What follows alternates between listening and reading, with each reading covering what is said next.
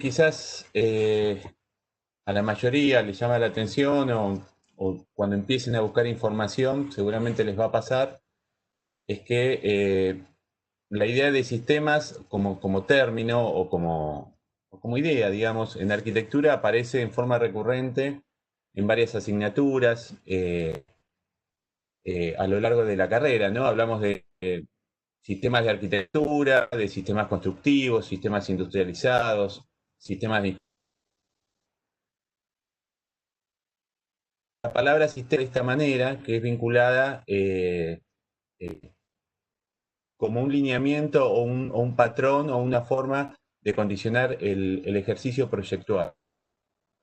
Eh, por eso, como consejo, les doy para un poco para ingresar en la búsqueda, si está a su alcance, acceder al diccionario de arquitectura, que le habló bueno, varios docentes de la facultad elaboraron bajo la dirección de Liernur y de Aliata, que busquen la voz, que está aquí la transcripción de arquitectura de sistemas, o sistemas, en realidad, arquitectura de, así figuración.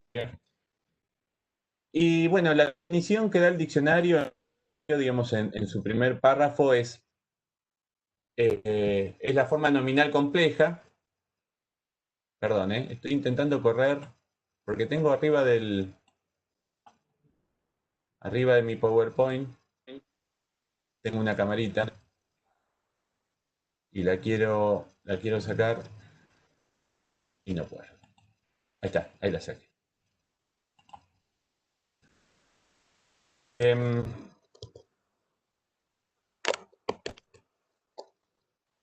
bien, ahora sí, perdón.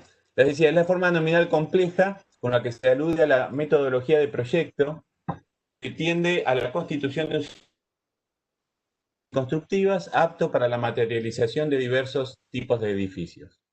¿Sí? Aquí aparecen ya, digamos, algunas cuestiones que son interesantes, que después vamos a ver en los ejemplos, pero sistemas está referido a la metodología proyectual, ¿sí? Eh, está presente la idea de partes, ¿sí? Como partes componentes de un todo, y a su vez ese sistema está incluido dentro de otros sistemas mayores, ¿no? Esa es un poco también la idea de sistemas, ¿no? Es entender todo el entorno, toda la realidad como un sistema complejo que es susceptible de ser dividido en subsistemas.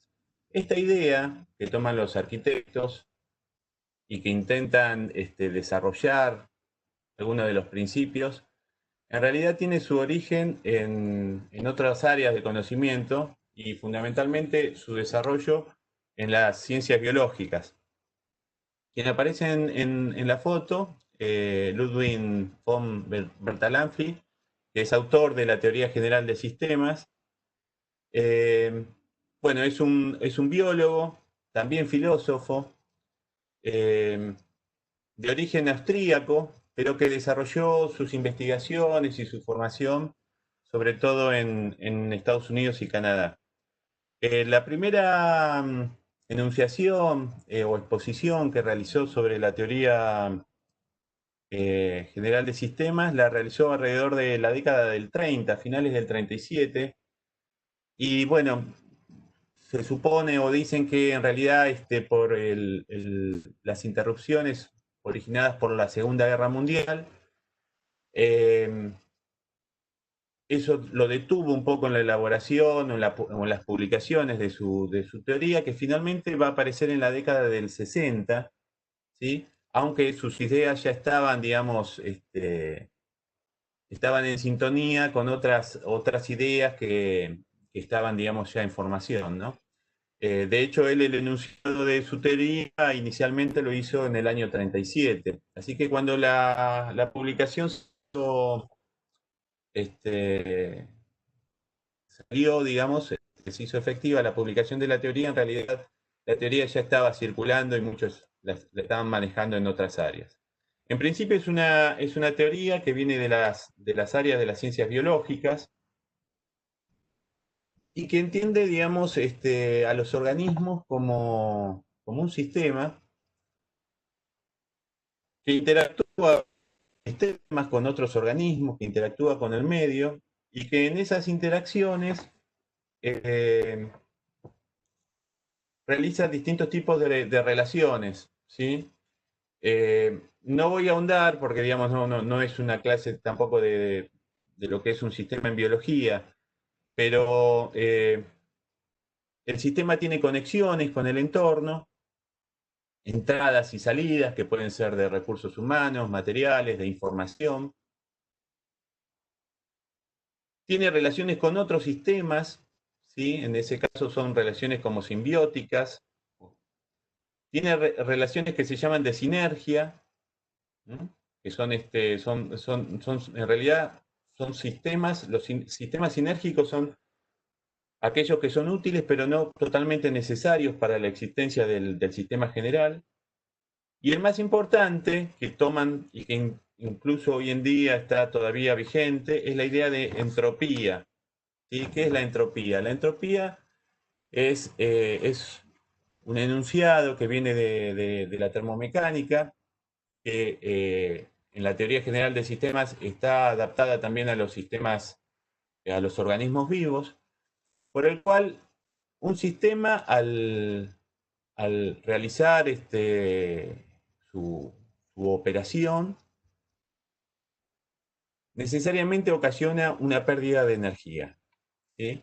Esa pérdida de energía es lo que se llama entropía y viene de un principio, en realidad, de la termomecánica, pero está adaptado a lo que es sistema. Con lo cual, en la arquitectura, todas estas cuestiones tan abstractas, en principio,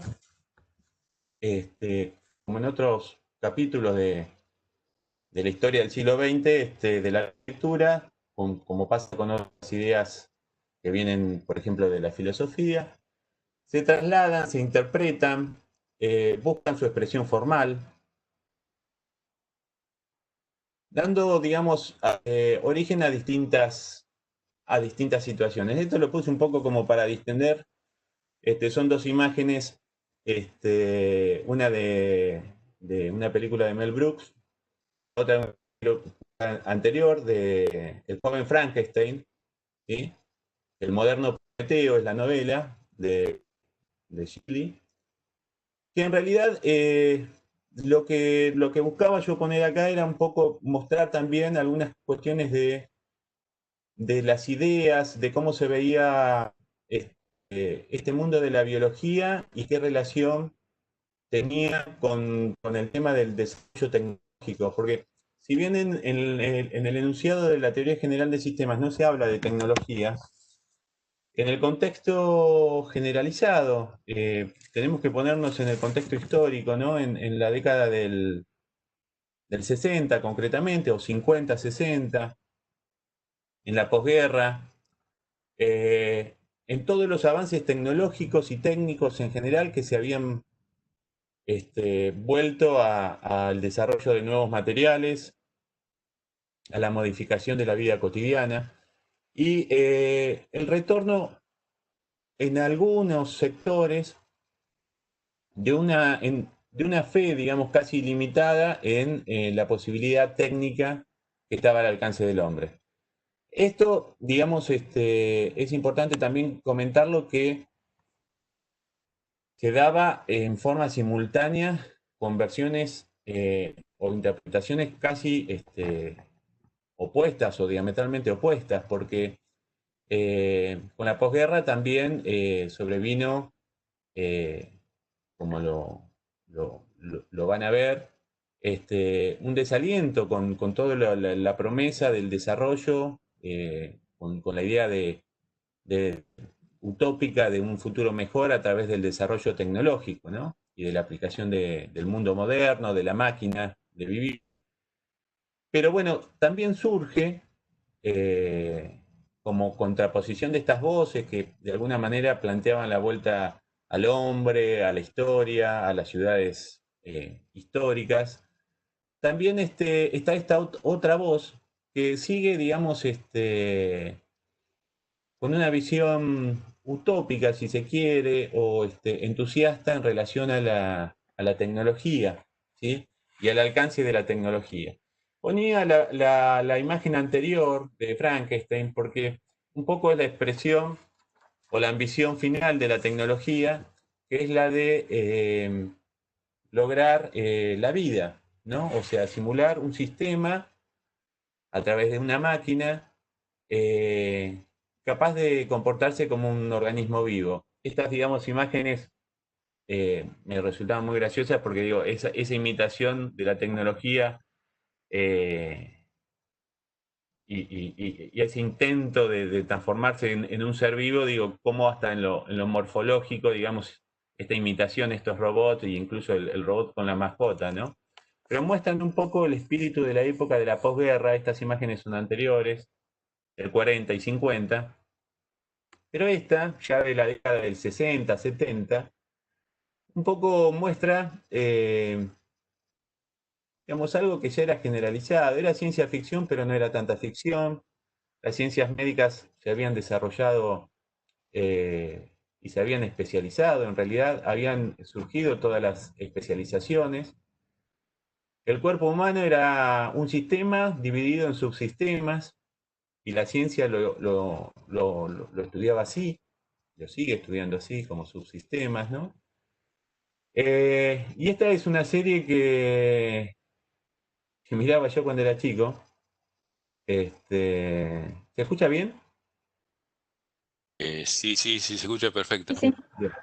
Bien, un poco que, digamos, como retomando el tema este de la tecnología que imita la vida, el hombre de los 6 millones de dólares, el hombre nuclear o la mujer biónica, ¿no? Como la ambición final de la máquina es la de transformarse en un organismo vivo. Esa idea de llegar a copiar la lógica de los organismos vivos, a entender cómo es la dinámica de esos sistemas, también se vuelca a la arquitectura. Aparecen infinidad de desarrollos, ¿sí?, tecnológicos.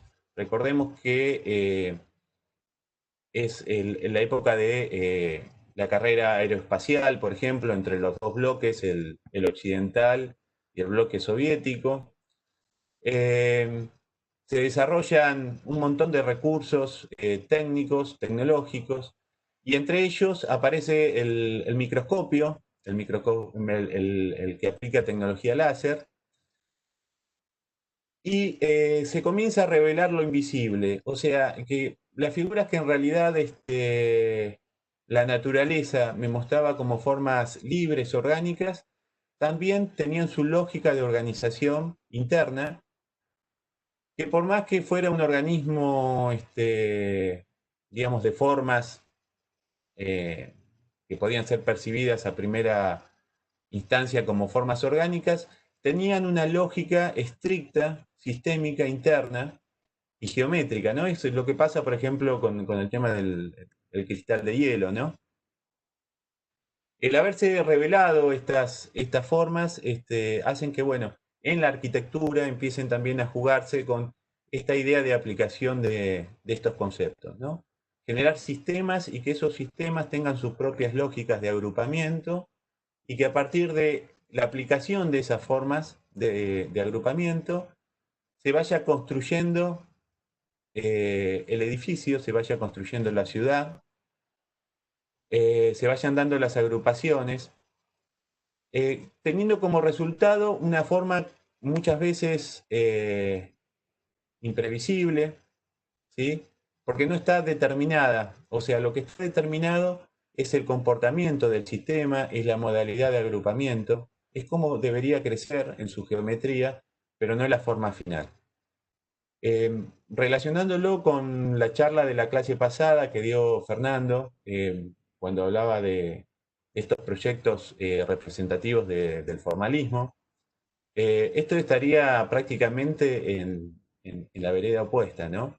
O sea, quitándole ese rol de escultor, de creador, de dador de formas al arquitecto, y pasando a ser, en muchos casos, el arquitecto un generador o un instrumento más del sistema, un conocedor de las lógicas del sistema.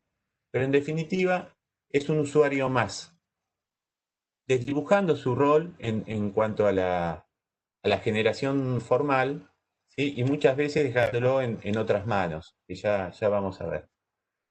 En el contexto nacional,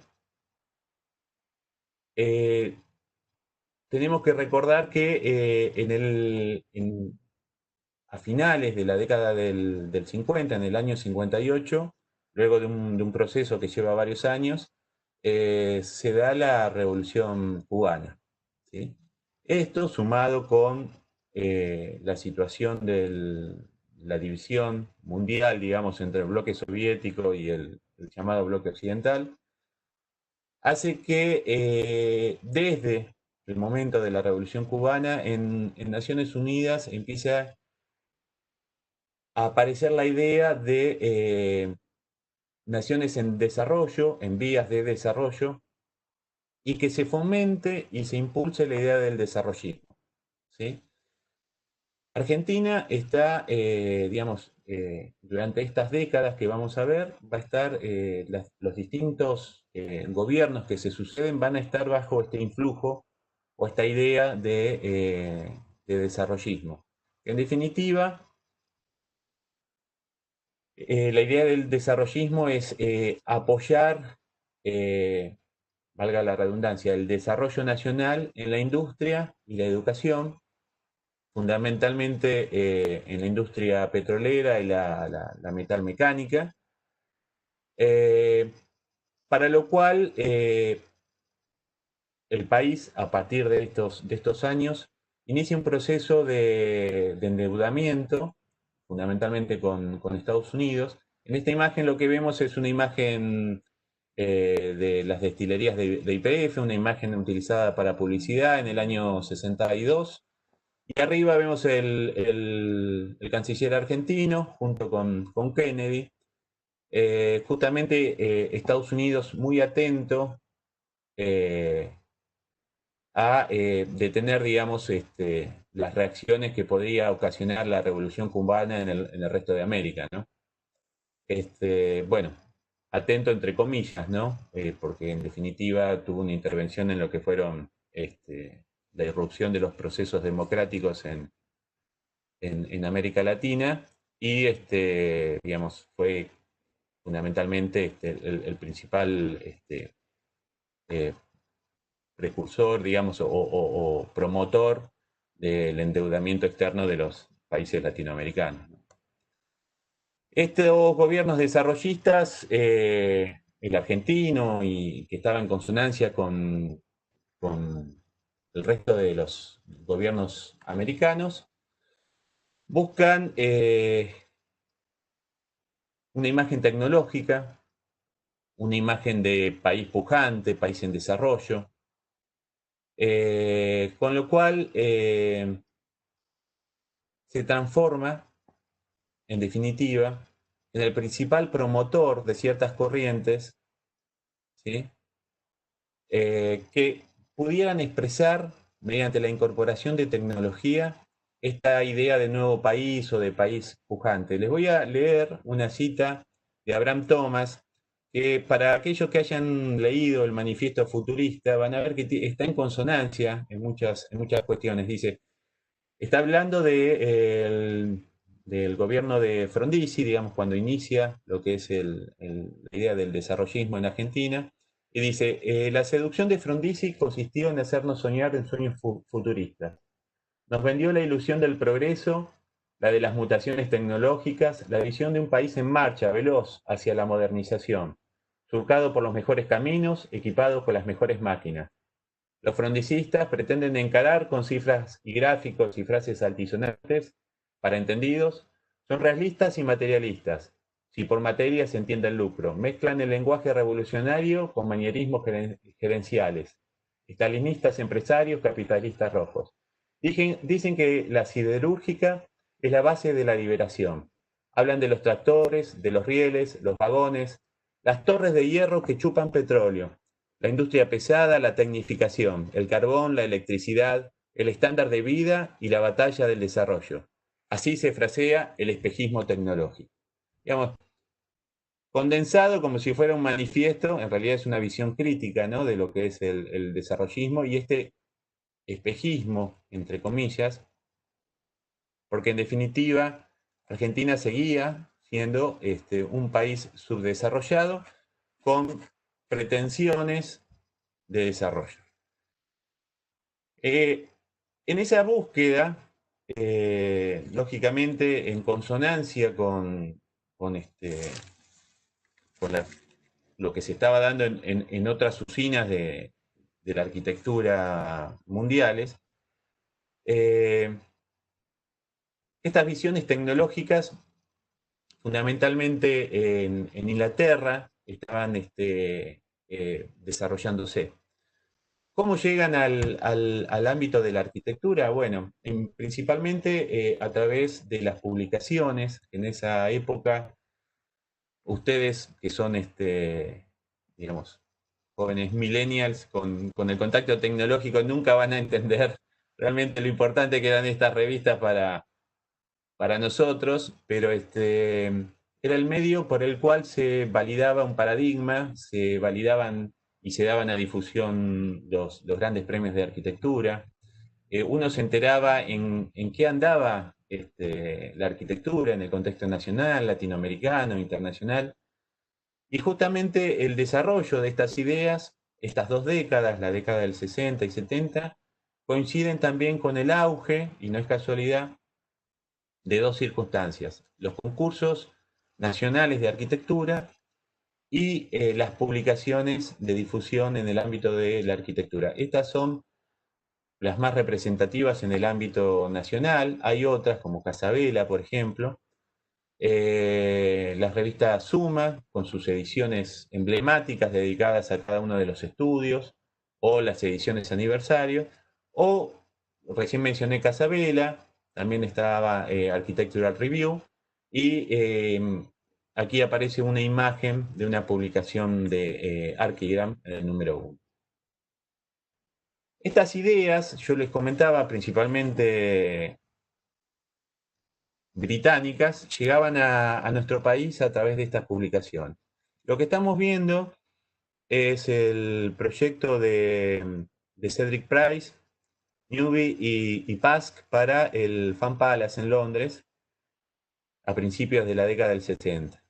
Este es un proyecto no construido, pero que es tomado como un modelo paradigmático de lo que es la arquitectura de sistemas, la aplicación de la tecnología, la modulación, los elementos móviles, esos entrepisos que se mueven en estas especies de estructuras metálicas industriales y que terminan por generar una indeterminación constante de los espacios, ¿no? O sea, los espacios son, en este caso, a través de la tecnología, como si fueran elementos vivos. Pueden mutar, pueden crecer, pueden desarrollarse, utilizando lógicamente la lógica del sistema, que es la misma lógica que tienen los organismos vivos. Crecen dentro de esa lógica, se relacionan, y en este caso los entrepisos se mueven, la fachada también muta, las escaleras se mueven, y es una estructura pensada para luego ser desmontada, con lo cual también aparece un concepto en arquitectura que está vinculado también con la idea de sistemas, que es la idea de caducidad, ¿sí? Que en definitiva es abandonar esa idea de la arquitectura como obra construida que trasciende el tiempo, que trasciende la historia, como un monumento. Y al igual que los seres vivos, la obra de arquitectura tiene un plazo tras la cual debería morir o ser reemplazada por una superadora, porque si yo tengo, digamos, esa fe ciega en la tecnología, si yo creo que la tecnología va a evolucionar, no puedo plantear algo para que perdure por los siglos, ¿sí? Tengo que entender que tiene una vida útil y que va a ser reemplazada. Más imágenes de este proyecto no construido. ¿Mm?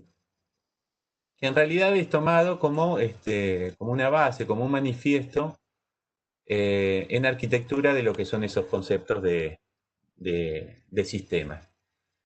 Recién mencionaba que aparecía el tema del crecimiento, de la mutación, del movimiento, eh, y también comenté que esta ciencia viene de la rama de las ciencias biológicas. Bueno, por estos años, la arquitectura, el urbanismo se llenan de términos que vienen de la biología, o sea, se hablan de pieles, de membranas, de células, eh, de crecimiento, de mutación, términos que llegan hasta el día de hoy, ¿no es cierto? Dentro de lo que es el urbanismo, aquí vemos unas publicaciones. El dibujo que está a la derecha es el submarino amarillo de los Beatles, ¿no? Y las imágenes de la izquierda tienen que ver con las walking cities, las ciudades que caminan, o las ciudades enchufables también, las plug-in cities, que en definitiva están alineadas y en forma utópica o distópica, digamos, plantean esta posibilidad de, basándonos en la tecnología, eh, poder ocupar cualquier entorno, ¿no? O sea, estas unidades móviles, estas ciudades móviles, podían trasladarse y estar en el fondo de un río, podían estar en un desierto, en la superficie lunar o en Nueva York. Este estado desarrollista en el contexto nacional, eh, de alguna manera buscaba propiciar este desarrollo de ideas y a su vez de alguna manera estimular a la profesión y generar a nivel marketing, vamos a decirlo, la idea de un país que estaba en movimiento, que generaba obras. Para eso es muy importante el rol que toman los proyectos de arquitectura, en este caso, y marcando este periodo, eh, esto lo toma Liernur como hitos dentro de los concursos. El concurso del edificio de la Biblioteca Nacional, ¿sí? Del año 61, de Clorindo Testa, Francisco Bullrich y Alicia Casaniga. Y el de la derecha, más cercano a nosotros geográficamente, el Teatro Argentino de La Plata, ¿sí? Como cerrando esta etapa, la construcción del teatro inicia en el año 80, el concurso es anterior, como cerrando estas 2 décadas de concursos de arquitectura propiciados por el Estado. Teatro Argentino es de Bares, es Barra, Germán Úcar, y no sé si me olvido de alguien más. Pero dentro de lo que es el Estado, digamos, existen, digamos, yo interpreto o planteo que hay dos modos de actuar. Uno es la promoción directa a través del estímulo de concursos. En ese caso también intervendría motivando o estimulando concursos que no necesariamente son del área estatal. Sí, hay muchos concursos importantes durante estas décadas, como ahora vamos a ver una imagen del concurso de Peugeot, ¿sí? De la Torre de Peugeot, o Somisa.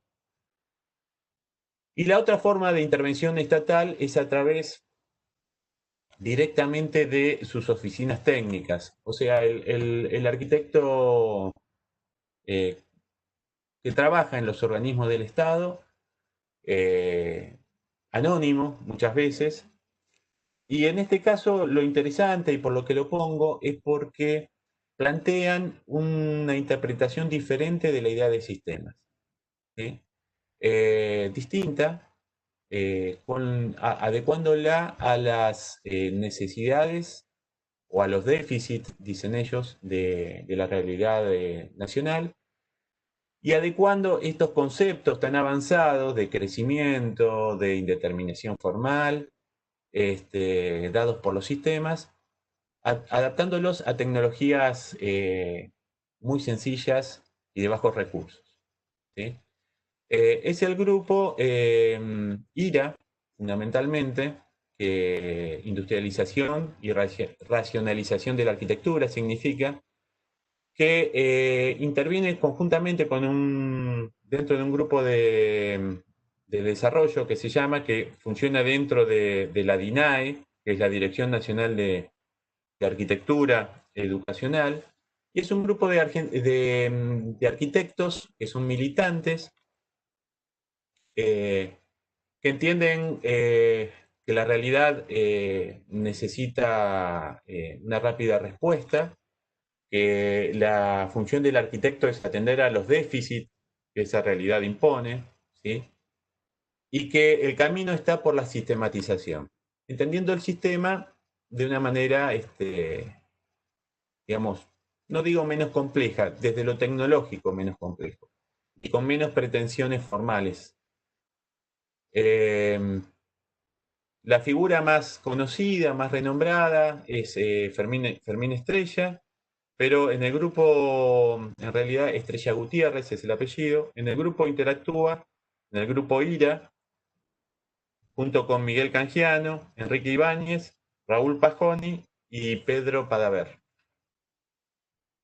Ellos en realidad lo que proponen, bueno, aquí hay una cita un poco reiterativa en función de lo que les comentaba, de esta realidad deficitaria que pide respuestas, y lo que proponen es cambiar, ¿sí? Teniendo una visión crítica, lo que proponen en primera instancia es cambiar la formación universitaria, eh, proponiendo una relación y una prueba, digamos, de lo que se está proyectando en la realidad. Todos ellos, durante su ejercicio, digamos, su vida estudiantil, hicieron su ejercicio también profesional, sin estar recibidos todavía dentro de estos organismos del Grupo IRA y la DINAE. La formación universitaria es, digamos, lo que ellos comentan es a través de esta arquitectura que ellos promulgan, puede tener una aplicación más directa y debe centrar sus proyectos en la atención de estos déficits que recién comentaba. Por otro lado, también cuestionan el valor de la forma arquitectónica, que era lo que yo les comentaba, la idea del arquitecto como dador de formas. Eh, con lo cual, ellos plantean que en realidad, y lo dicen textualmente, el análisis morfológico tiene que ser reemplazado por el análisis ideológico, ¿sí? La forma en sí es un elemento vacío, sino tiene ideología.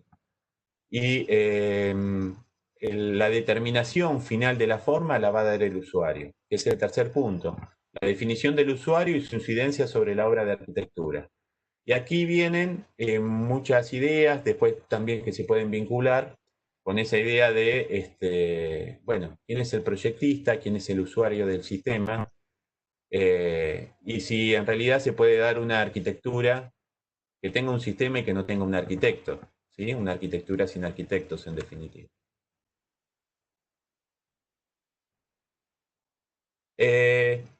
La otra corriente, que es la del Estado como promotor efectivo de las obras de arquitectura, ¿m? En este caso, lo que yo muestro acá no es casualmente de una obra promovida por el Estado en sí, sino es una foto significativa de lo que eran en la década del 60 los concursos de arquitectura. Es una foto de las propuestas para del rascacielos de Peugeot. Les comentaba recién, la Cámara Argentina de la Construcción, la Comisión de Industriales Metalúrgicos, este edificio, son proyectos muy importantes de la década del 60 que son en el área privada. En el área estatal son infinidad de proyectos los que existen, y lo interesante es que de alguna manera esta idea de sistema lo que promueve también es la posibilidad de establecer un modo de hacer arquitectura que sea aplicable a múltiples programas. En este caso, al que ya veníamos viendo, sumé a la derecha, a la izquierda, es una planta de techo, es una perspectiva, en realidad, del auditorio de Ciudad de Buenos Aires, un proyecto no construido, y abajo a la izquierda el Hospital Nacional en Orán, en Salta, producto de un concurso también que ahora vamos a charlar un poquito, de hospitales nacionales. El tema de los concursos rápidamente tuvo un auge muy grande y fue junto con las revistas, les decía, un medio de difusión de estas ideas, un medio muy dinámico para la difusión y para la validación de estos modos de hacer.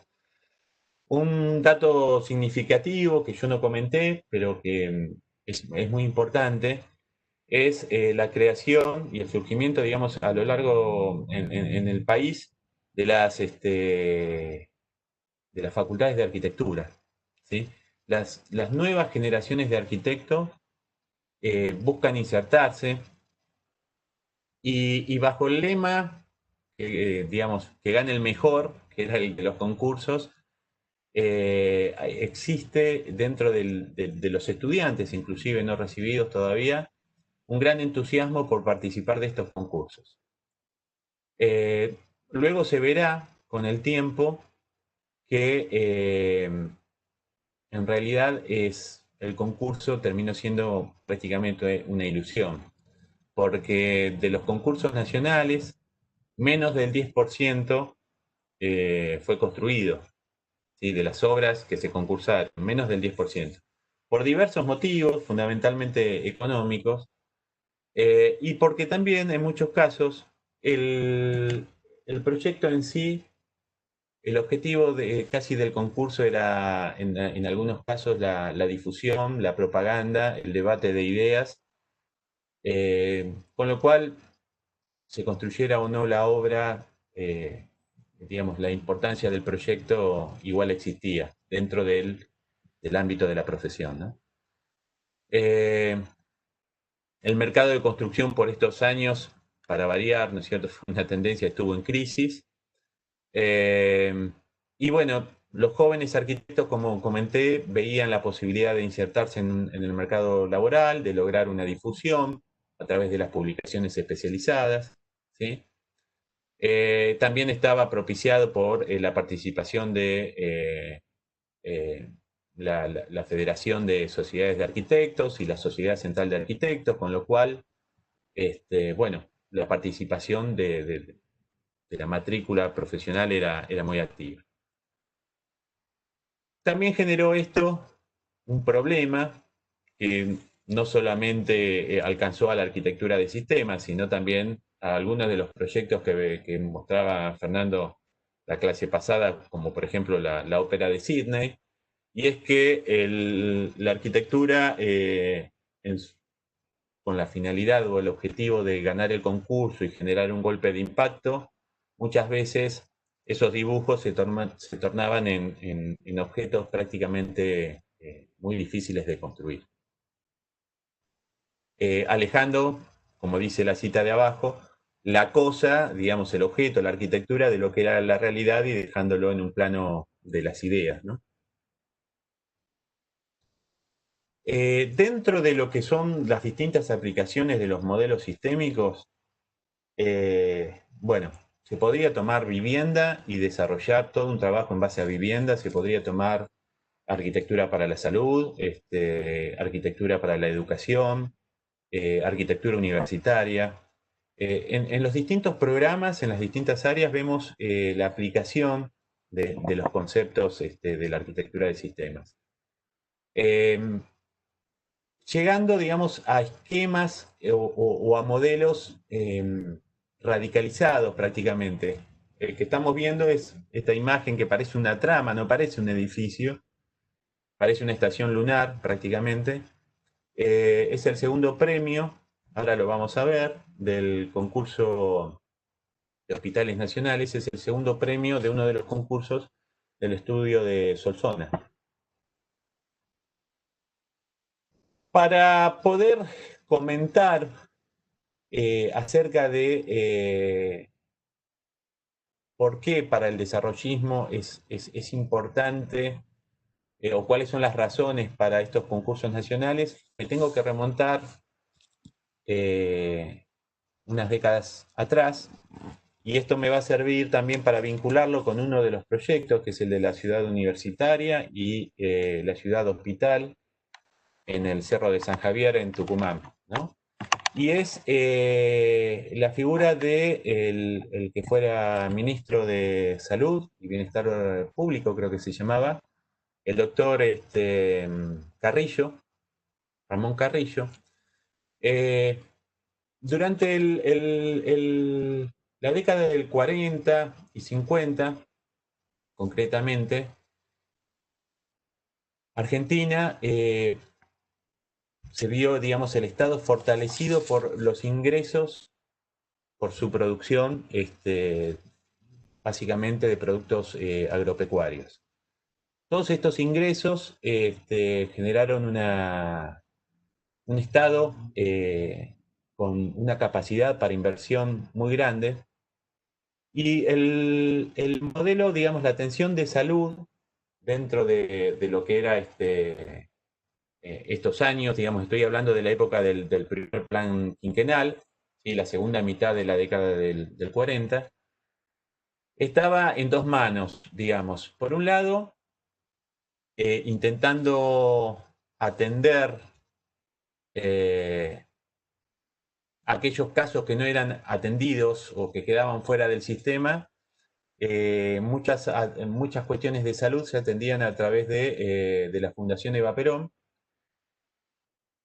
Y la figura de Ramón Carrillo fue fundamental porque el sistema de salud que él recibe, que es un sistema bastante vapuleado, va a tener durante el periodo del plan el quinquenal un crecimiento exponencial, digamos. O sea, del año, para que tengan una idea, yo lo tengo acá anotado, del año 1946 al año 1954, Argentina pasó de 66.000 camas a 134.000. ¿Sí? Inicialmente, casi en 4 años de gestión de Carrillo, duplicó la cantidad de camas.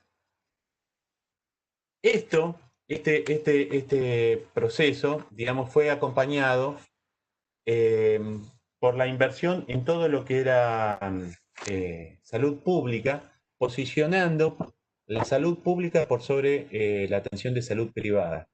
Esto tiene que ver también con el advenimiento eh, justamente del peronismo a través de la clase trabajadora, y es una clase que lógicamente tiene situaciones deficitarias que atender, como por ejemplo fue la salud o el turismo, y dando a través del Estado o a través de las agrupaciones sindicales o gremiales, generando sus propios establecimientos de salud.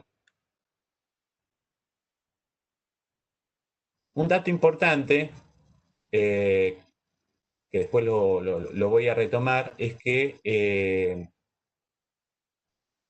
con el advenimiento, digamos, con la caída de la democracia, con el golpe del 55, todos estas ideas de generar policlínicos a lo largo de todo el territorio nacional quedó trunca. Hubo un paulatino proceso de descentralización que en definitiva lo que generó fue generar mayores brechas, mayores diferencias entre la atención de salud en las ciudades del interior y la atención de la salud en la provincia de Buenos Aires o en la ciudad de Buenos Aires. Con lo cual también se daban migraciones internas para la atención de la salud. Todo esto hizo que, llegados los años 60, fuera necesario volver a realizar un plan, ¿sí?, con el mismo objetivo que había tenido Ramón Carrillo, que es, en su caso, Carrillo propiciaba la creación de policlínicos. Y en el caso de los concursos nacionales de croquis preliminares para hospitales nacionales, así se llamaba, eh, la idea era atender las necesidades sanitarias de 6 regiones del país. El país había sido dividido en regiones sanitarias y cada una de estas regiones iba a tener su centro especializado de salud.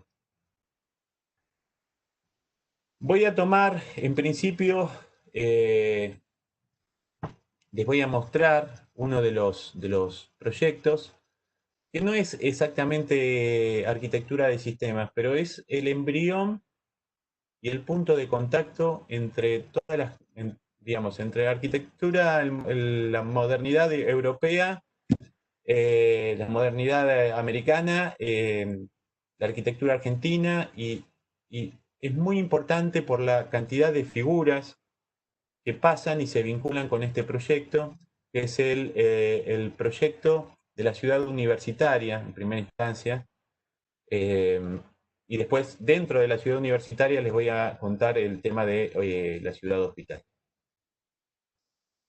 La ciudad universitaria es, bueno, durante la época del plan quinquenal, también durante el gobierno de Juan Domingo Perón, se crea la Universidad Nacional de Tucumán, la Facultad de Arquitectura, y se estudia el emplazamiento.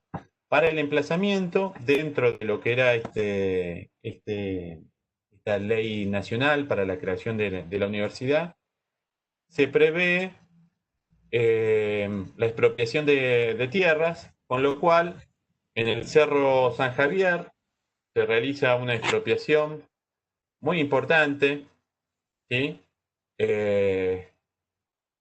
Si no me equivoco, algo así como 17.000 hectáreas del cerro, que tenía 34 propietarios, y se proponen la construcción de la ciudad universitaria. La ciudad universitaria estaba dividida en dos secciones. La primera, y más importante, digamos, iba a ser la parte alta de la ciudad. ¿Mm? Y la parte baja era el nexo de vinculación que iba a estar, digamos, conectada con la parte alta a través de un sistema de funicular, ¿sí? Para la provisión de todos los bienes de consumo. Lógicamente esto implicaba una obra de infraestructura muy grande. Tenemos que situarnos en la década del 50, en el Cerro San Javier, en medio de lo que se llama Yunga o la selva tucumana, prácticamente sin caminos de acceso, ¿sí? Eh, en un contexto alejado de lo urbano, totalmente alejado de lo urbano. Para esa época, hoy en día, digamos, es cuestión de desplazarse 40 minutos, media hora. Lo que está en rojo a la derecha es San Miguel del Tucumán, y estas dos polígonos que aparecen a la izquierda es el octógono más pequeño, es la parte baja de la ciudad, la línea amarilla es el funicular que conecta, ¿sí? Y la parte alta es esta otra figura que aparece por aquí. Esto es ampliando, ¿m? Las dos secciones, nos vamos acercando. Esto, digamos, para que tengan idea de la diferencia de nivel que existe entre la ciudad baja y la ciudad alta. Esta es una vista actual, el paisaje bastante más domesticado, digamos, urbanizado. Y esta es parte de la propuesta, ¿sí? Esta propuesta es interesante porque concentra, a modo de catálogo de la arquitectura moderna, digamos, un montón de tipologías, podríamos decir, en lo que es el proyecto de la ciudad universitaria. La foto que aparece a la izquierda, en realidad no es la mega estructura que menciona Banham en su libro al citar este proyecto. El que aparece a la izquierda es el centro comunal, ¿sí? Una estructura geométrica con una especie de cubierta estandarizada, modular, que son algo así como unos poliedros prefabricados que se van combinando y que generan toda una morfología de bordes poligonales, confusos, digamos, con esta lógica, casi una lógica sistémica de crecimiento. Es un centro comunal, un centro comercial de intercambio.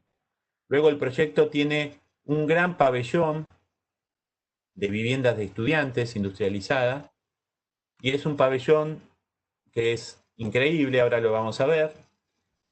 También tiene que no aparecen en el proyecto por aquí, bueno, las viviendas de los docentes universitarios y tiene instalaciones deportivas, áreas recreativas, áreas de estudio, las aulas, y tiene además un lago artificial.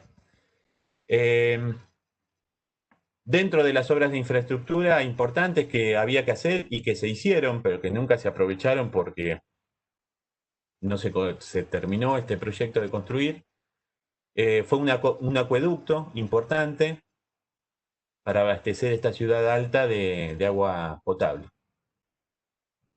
Esta fotografía es una foto histórica del proceso de construcción de las viviendas de docentes. ¿Mm? Esta es una foto aérea. Fíjense, en este caso son viviendas que se van alineando conforme la topografía, van siguiendo las curvas de nivel. Estas son las viviendas de los docentes.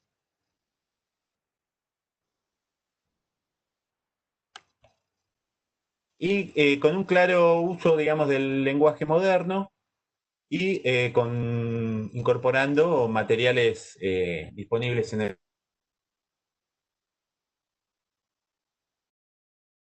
de techo plano, como debe ser un proyecto moderno. Pero bueno, por problemas de mantenimiento y filtraciones terminaron teniendo una especie de techo con poca pendiente, pero un techo con pendiente al fin con charla.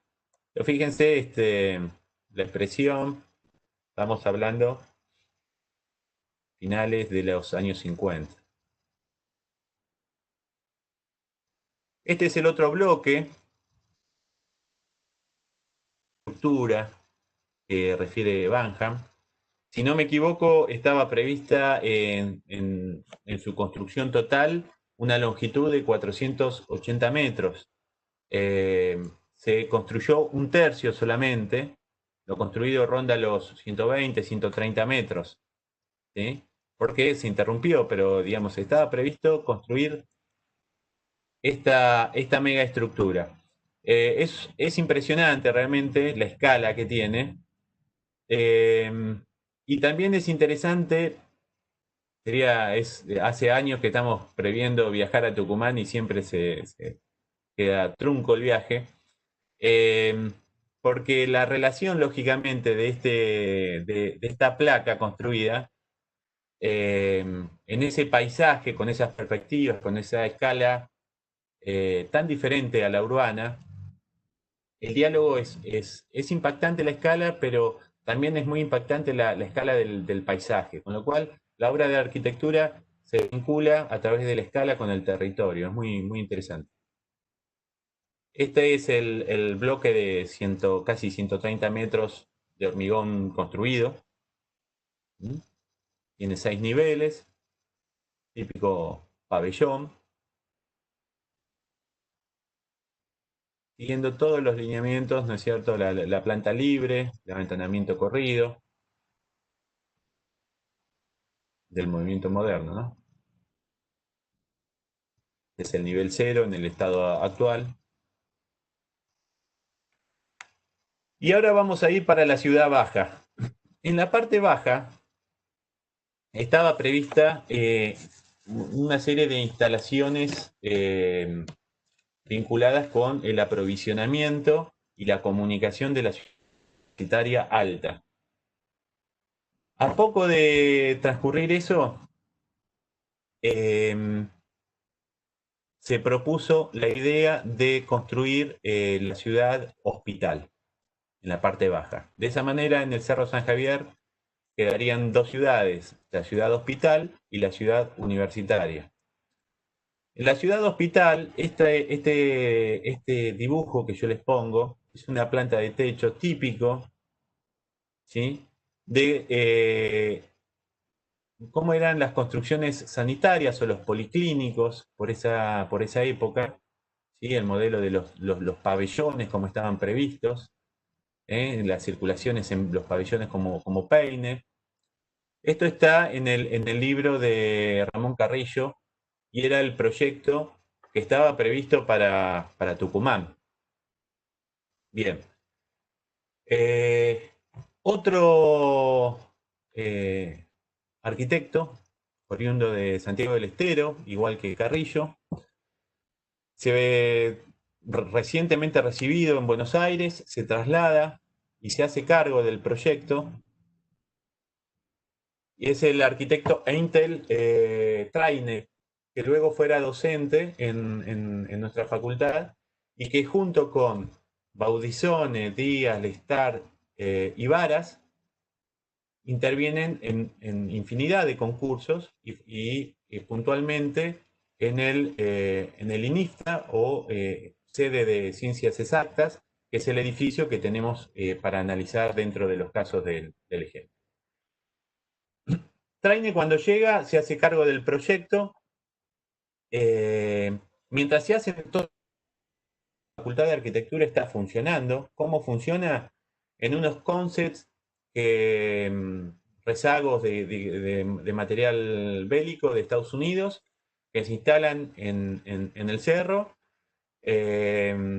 Ahí se da clase, también viven los profesores junto con los estudiantes y de ese modo trabaja Eduardo Sacriste, Jorge Vivanco, Eduardo Catalano, José Lepera, Rafael Oneto, Hilario Salva y Horacio Caminos.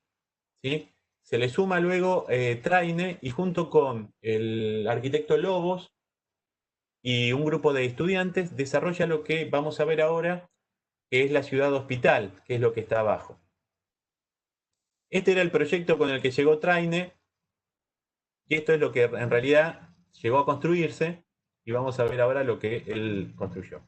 Siguiendo un poco la lógica de la ciudad universitaria que estaba en el nivel superior, generó una serie de viviendas para el personal de salud, para los médicos y residentes, que tampoco tenían este techo a dos aguas, eran todas con techo plano.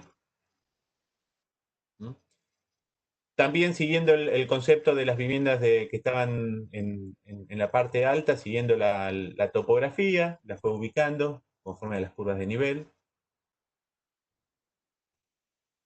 Construyó también la residencia y escuela de enfermeras. Este edificio es el único que está, del conjunto no es el único, perdón. Es el que está, es el edificio más importante, digamos, del conjunto. Las otras son viviendas o lugares de depósito, en donde, bueno, podemos ver la aparición de todos los elementos del lenguaje moderno, ¿no? Aquí estamos hablando del año 52. Esta es la planta, el interior. Aparecen texturas, materiales locales, pero el lenguaje claramente moderno. El interior.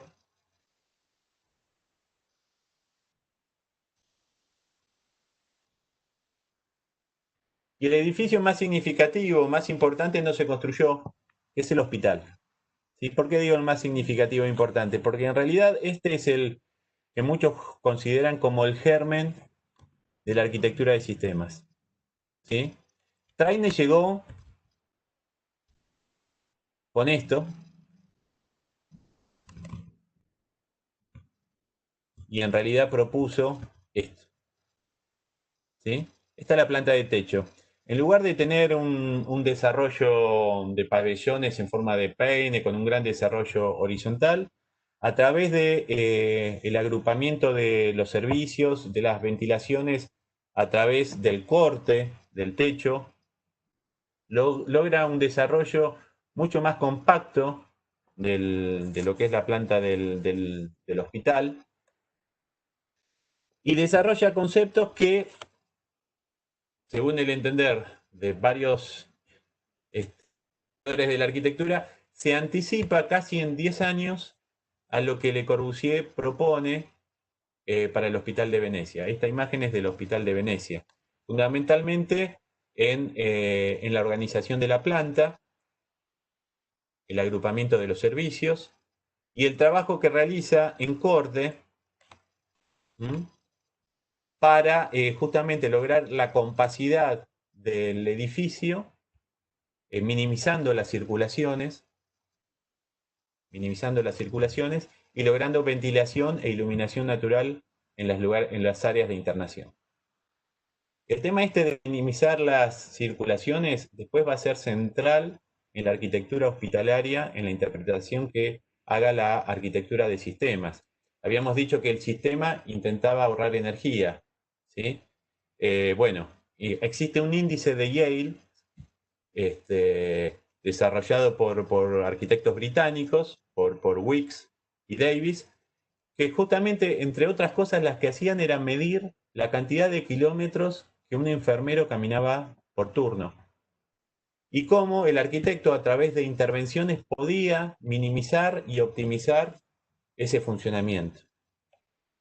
¿Mm? Fíjense la planta, perdón, están organizados las habitaciones enfrentadas, tienen núcleos de servicios y los enfermeros de cada uno de estos sectores atienden a las habitaciones que están vinculadas, digamos, con esos servicios. Y luego hay un área central de quirófanos y cuidados especiales.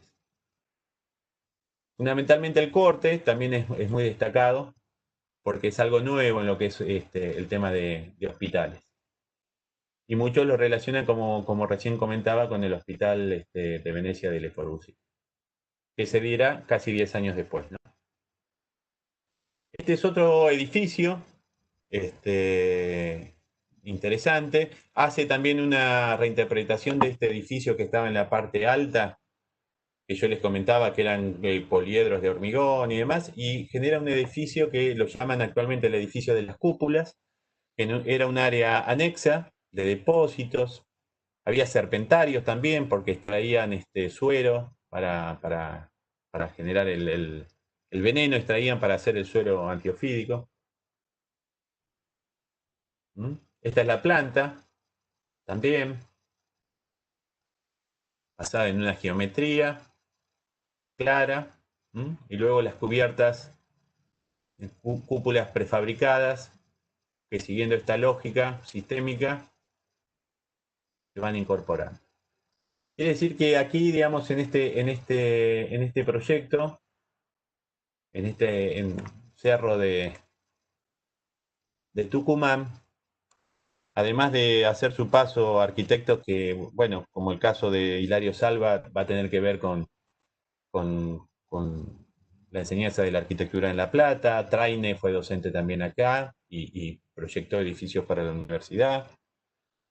Caminos, Vivanco, Sacriste, todos vinculados con la difusión de las ideas del movimiento moderno en distintos ámbitos, ¿no? Bien, este arquitecto recién recibido que se hizo cargo del proyecto, que les comentaba, Intel Traine, desarrolla su carrera fundamentalmente en el ámbito de la salud. Participa de otros proyectos también como arquitecto, pero su obra, él fallece en el año 71, si no me equivoco, está particularmente vinculada con el tema de la salud. Se vincula con un estudio, que es el de Baudisone, Díaz, Ervin, Lestat y Varas, se suma él también Traine, y juntos participan en gran cantidad de concursos. Es uno de los estudios de arquitectura más representativos de la época. Y aquí lo voy a pasar rápido, es el Hospital Municipal de Bransen.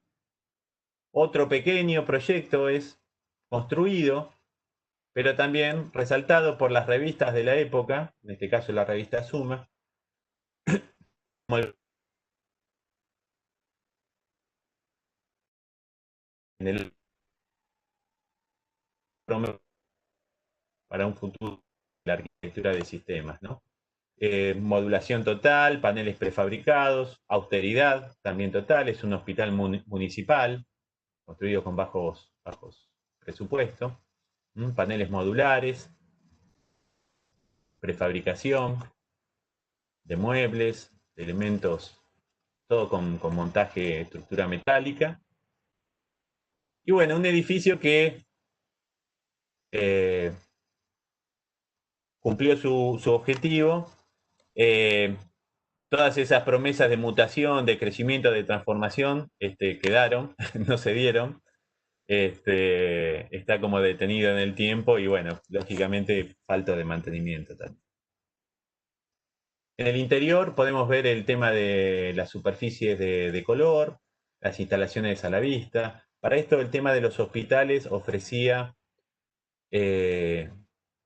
todo un repertorio de instalaciones, de caños, que en este caso están a la vista, pero en los grandes hospitales nacionales van a constituir directamente entre pisos técnicos por donde van a pasar todas las instalaciones.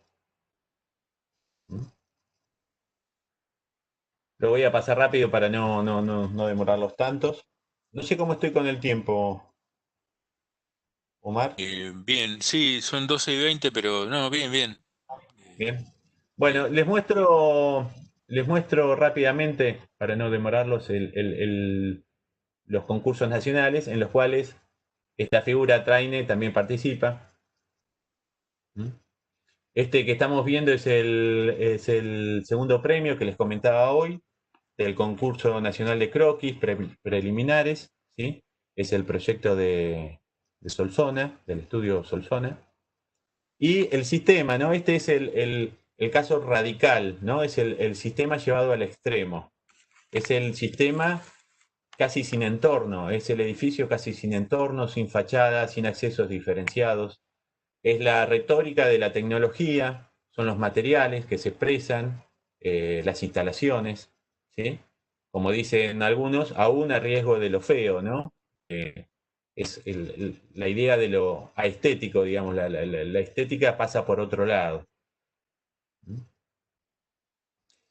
Y estos son, siguiendo un poco con esa matriz, con esa lógica radical también, otros concursos nacionales. Este es el Hospital Nacional de Pediatría, construido, hasta León, Bischoff, Bosque y Vidal.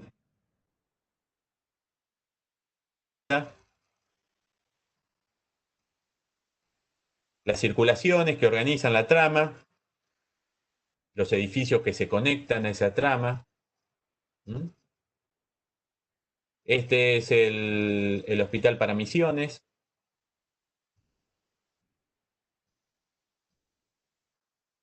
el Hospital para Chaco, Catamarca, cada una de las regiones en las que había sido dividido nuevamente el país iba a tener su centro, digamos, de alta complejidad. Y este es el hospital que fue construido en Salta, en Orán, ¿sí? San Vicente de Paul, en el año 70, de Yauró, Urgel y Asociados. Tenemos una obra cercana, que son las dos torres de la universidad, de la Municipalidad en La Plata, que también pertenecen a este estudio. En este caso, el sistema hace uso de una trama en 3 dimensiones, dando como un aspecto como si fueran contenedores o módulos que se van ensamblando en 3 dimensiones, ¿no? Y toda la retórica técnica, los parasoles, los materiales, los metales, todo ese repertorio formal propio de la década del 60, del recurso tecnológico. Bien, estas son visiones, son citas y visiones críticas, se las voy a sintetizar. Dice, aunque la arquitectura debe partir de un esquema claro, no debemos olvidar que un esquema bueno puede dar un resultado de arquitectura pobre o mala. O sea, es claro, estas ideas radicales en realidad ya están siendo criticadas, porque no estoy hablando de estos ejemplos puntuales, pero en general los concursos de arquitectura, todos los contemporáneos presentaban proyectos en donde, según los dichos de los evaluadores del concurso, parecían organigramas construidos. Funcionaban, sí, funcionaban, pero era una máquina, era un sistema, pero la pregunta es si realmente era arquitectura. Es un tema para discutir. Lo que sí es cierto que estos sistemas nuevos, con su lógica nueva, con su modulación, con su crecimiento, tienen un punto de contacto, tienen que tener un punto de contacto con el entorno y ese punto no está resuelto en las posiciones más radicales. Muchas propuestas de estudios de arquitectura argentinos lo solucionan, a mi entender, combinando esta idea de partido o subordinando la idea de sistema a la idea de partido. O sea, conviven las dos. Eso es algo que Frampton destaca cuando hace el prólogo del libro de Solsona, esa tendencia a la megaforma totalizadora o a la idea de partido, dice él, que de alguna manera ordena o subordina estos sistemas, que de otra manera se transforman en estas megaestructuras, ¿sí? En estos sistemas que, a dichos del profesor Aliata, aparecen en su lógica radical como fragmentos de una ciudad a otra, que intenta superponerse y fagocitar los viejos organismos cuadriculares de la trama tradicional.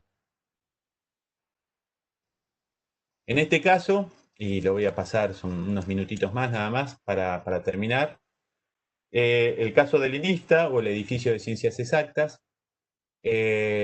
también tiene esta cuestión de relación con el entorno, por lo cual el proyecto se establece en lo que era un área vacante, un área libre, fuera del damero, fuera de la trama existente, propone su propio orden, pero en este caso propone un orden que combina, y acá se da otra de estas lógicas o estos juegos, combina el sistema como base y un repertorio tipológico que vincula con ese sistema, dicho por los mismos autores en la memoria, ¿no? Ellos buscan rescatar distintas tipologías posibles de edificios de laboratorios, edificios de investigación, universitarios, y con esas tipologías, el edificio singular o el auditorio, la cinta y la torre o columna, o intentar, en base a un sistema circulatorio claro, que ese es el sistema que organiza, realizar estas vinculaciones entre tipologías. Nave, cinta. Recurriendo en este caso a la tipología como un recurso para satisfacer esa respuesta o esa necesidad formal. Aquí vemos en la memoria lo importante de las circulaciones, cómo se analizaba el proyecto, por qué en muchos casos se habla como crítica que la obra de arquitectura a veces parecía un organigrama construido, porque estos organigramas eran muy importantes. Tienen que tener en cuenta también que es la década en la que surge y se desarrolla la informática, la computación. Entonces todas estas ideas sistémicas están en múltiples espacios. Bueno, estos son análisis de la memoria, los voy a pasar. Un poco el juego este de plantear un sistema y sobre ese sistema conectar distintas tipologías es lo que me permite asociar esto con la idea del plugin, con la idea de lo enchufable, ¿no? O sea, yo digo, tengo un sistema, tengo una base y donde necesito una nave, vengo con la nave y la enchufo, una cinta, enchufo la cinta, una torre, enchufo una torre. Un poco como una interpretación de los conceptos antes dados. Y luego, desde lo formal, hay todo un intento retórico, a veces bastante forzado en el proyecto, de vincular estas tecnologías que son bastante más simples y sencillas, las propuestas, vincularlos con otras tecnologías y otras referencias. Este es una torre para el proyecto de Plugin City de Cook, de Archigram, y un poquito, digamos, esa relación formal de circulación eh, o las torres previstas en el proyecto del INIFTA, y un poco también referencian a esta, vinculándolo de vuelta con la biología, a esta cuestión metabólica, que también es otro término que viene de la biología, de plantear un elemento central y después eh, otras células, otros organismos que siguiendo la lógica del sistema le van dando la forma final, ¿no? Nagakim, la torre, también con una lógica similar. Esto es la materialización en un hotel de lo que era la casa del futuro, ya con otra tecnología, horrible, ¿no? Y esto es un poco una comparación del único edificio que fue construido de todo ese sistema, que casualmente, a mi entender, tiene en su repertorio, digamos, expresivo, todos los elementos propios de la arquitectura de sistema, es el menos sistémico de toda la propuesta, porque en realidad podría vincularse más con el funcionalismo, y su expresión formal no se condice totalmente con lo que es la arquitectura de sistemas. Acá lo que estoy haciendo es una comparación de este bloque construido, que ahora, si no me equivoco, funciona también ahí pegado periodismo, pero de este bloque construido para NIFTA y en los laboratorios de Leicester, de Stirling y Gowan. Más o menos buscando ángulos similares para que vean que, digamos, es una cita más que obvia, ¿no?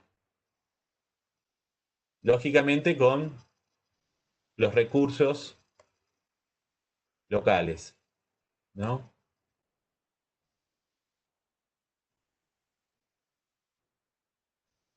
Las instalaciones a la vista, la expresión de chimeneas, superficies vidriadas, parasoles, circulaciones vidriadas a la vista, parasoles longitudinales, la expresión del auditorio o la sala de aula magna, los interiores con una potencia muy grande vinculada con la gráfica pop, con los cómics, los colores, estos óculos, estas ojos de buey en las puertas.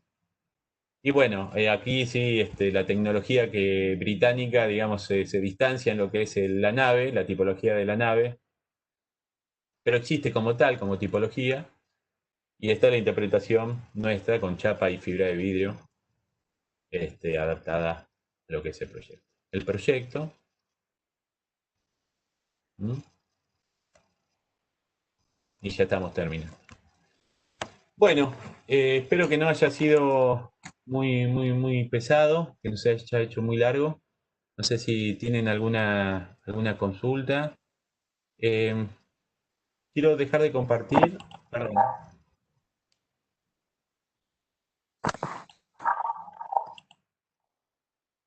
¿Alguna consulta?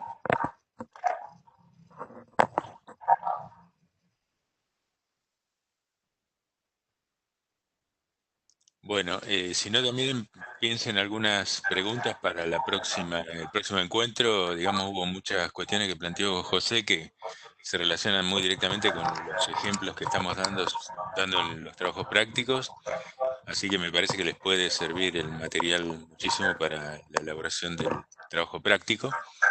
Y por ahí si tienen algunas consultas o preguntas, también las pueden pensar para la próxima clase, así retomamos un poco el contenido de esta clase, ¿no es cierto? Bueno, Bueno, si no hay Bueno, consultas, nos vemos nos vemos. Muchas el gracias. miércoles.